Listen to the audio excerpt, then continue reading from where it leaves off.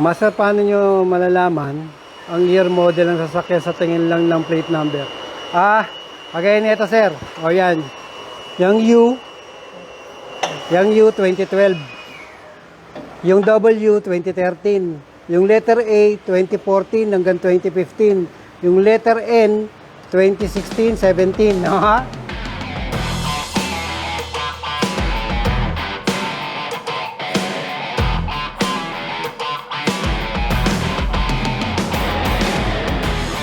Yan, tapos ito 2019, 2018, 2019. Mga letters na.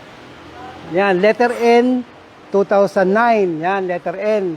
Letter P 2010, 2011, letter P ang ang plate number.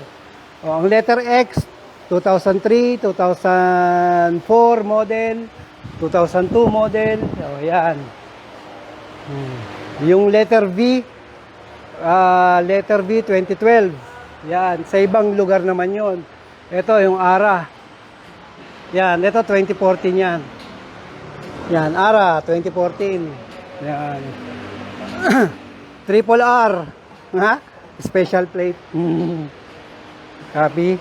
Yan, 2017 model. O, tingnan natin to. Letter V. Ayun, 2013 model. Di ba? Tandaan niyo yan mga paps.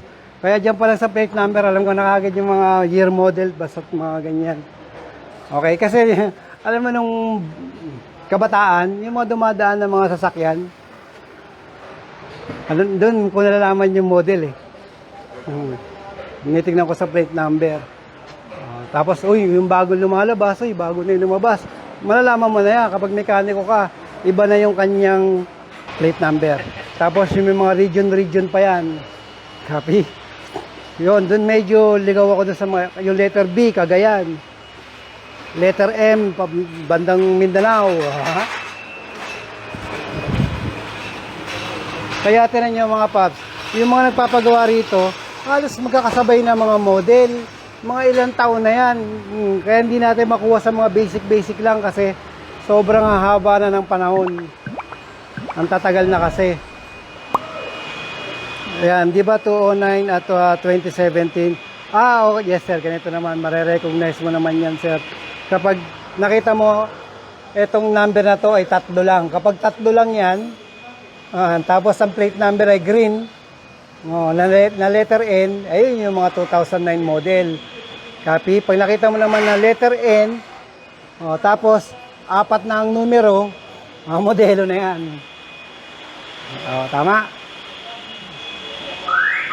Yan, parang ganito sir. Yan.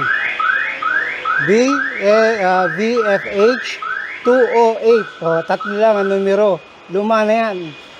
Yan. FJE 428. Luma na yan.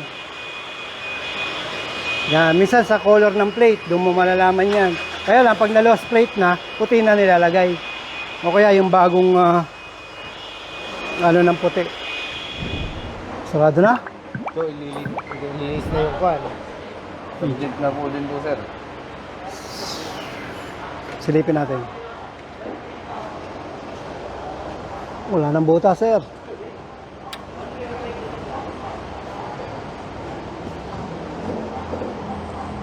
Wala nang butas. Yan lang i-next nyo, sir, pagkatapos ng Isusunod na naman yan. Pero yung tunay na butas sana niyan, ang itsura niyan ay ganito, sir. Kaya ito kasi tinanggal din. Papakita ko po sa inyo. Sige, kunin ko lang po, sir. Yung dinadaanan ng EGR, yung gaganyan lang. Yan.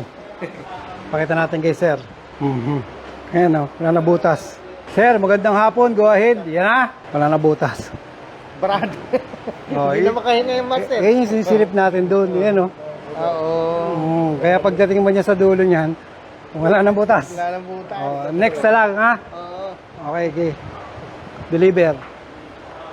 Maganda kasi mayroong ebidensya eh, di ba? Kasi minsan di natin maintindihan kung ano yung marumi sa malinis. Yun pala eh. Yun. Kita natin. Malamang mga paps. bago lang kayo sa channel namin, mag-subscribe lang kayo sa Master Garage.